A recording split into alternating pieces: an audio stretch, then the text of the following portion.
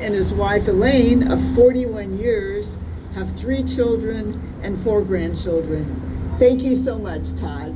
Welcome, Todd.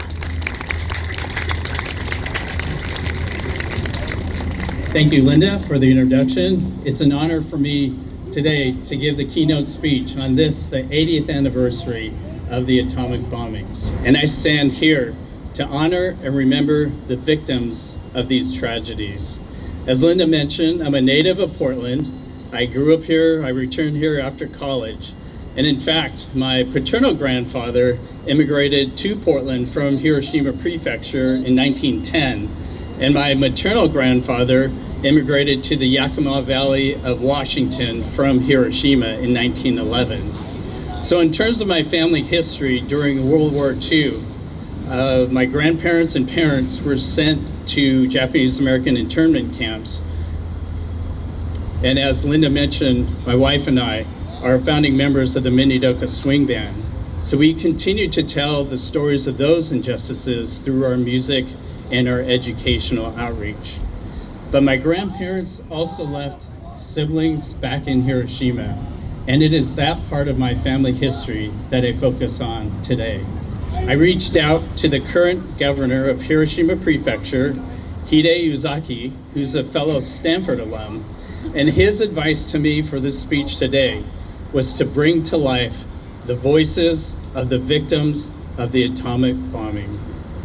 And so in that effort, I reached out to my relatives in Hiroshima, one of whom who works at the Hiroshima Peace Park as a front desk greeter. How many of you have been to Hiroshima Peace Park? Oh, not that one. Quite a few. So chances are you might even have met my second cousin, Rumiko Uotani. I reached out to her and other Japanese relatives, and just last month, they actually discovered a letter written by my mother's cousin, Tokiko Okano Yoshimoto. And in 1945, she was 13 years old and 10 miles from the hypo center. This is what she wrote. August 6th, 1945. On that day, the sky was strangely quiet, and it was a beautifully clear morning. During the war, there was no summer vacation, so I went to the girls' school as usual. Everyone in the nation worked without rest, and the spirit of strike and do not stop was ingrained in all of us.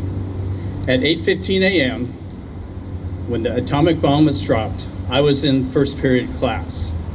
Suddenly there was a sudden flash, and it was followed by a boom, an earth-splitting explosion that shook the earth like an earthquake, and the windows of our school shattered into pieces.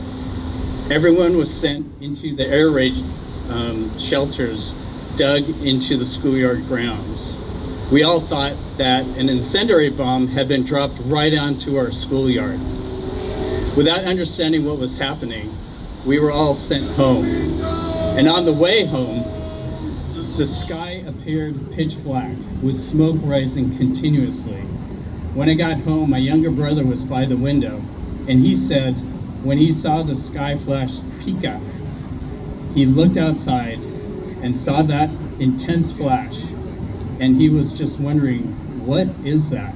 And when he was wondering that, that's when he heard the boom. He saw a mushroom cloud, he saw a huge red fireball, and the windows of the house shattered.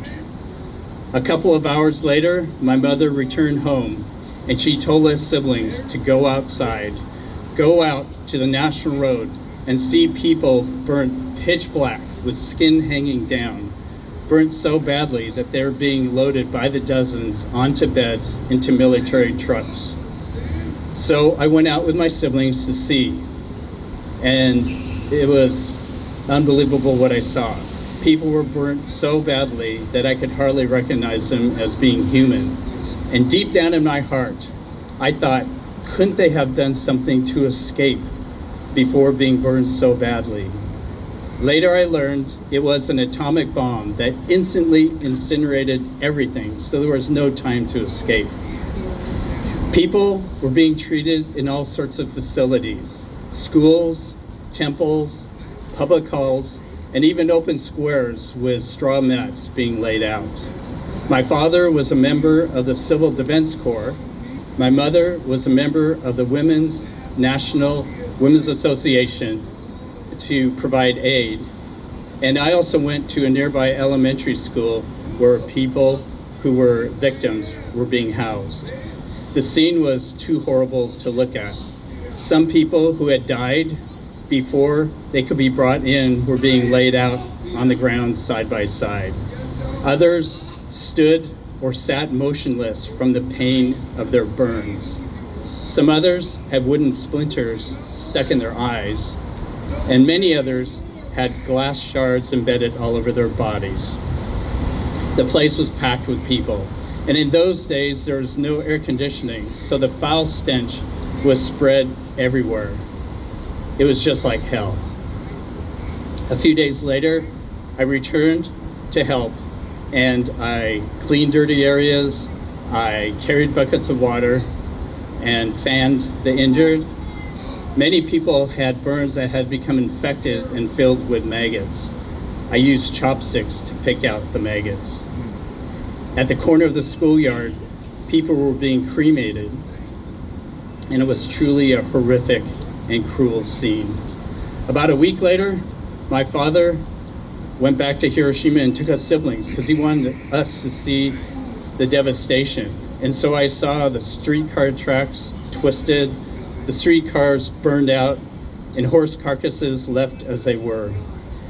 The city of Hiroshima appeared pitch black as far as the eye could see. And many people thought it would be 30 years before anything would grow back, before grass, trees would grow back. That was the common feeling at that time. But the city of Hiroshima has made a remarkable recovery. Even so, even 60 years after the bombing, that's when this letter was written, people are still suffering and dying of atomic bomb-related illnesses. My father died at 52. Being in the Civil Defense Corps, he had to return to Hiroshima repeatedly to tend to the injured, to the corpses, to the buildings. And today, there are nuclear weapons that are being tested in various parts of the world. And I want to raise my voice from Hiroshima and Nagasaki to call strongly for the abolishment of nuclear weapons. I can only hope that your futures are bright and peaceful. So wrote Tokiko Okano Yoshimoto, a Hiroshima bomb survivor, my mother's cousin, and still alive today at the age of 93. And so,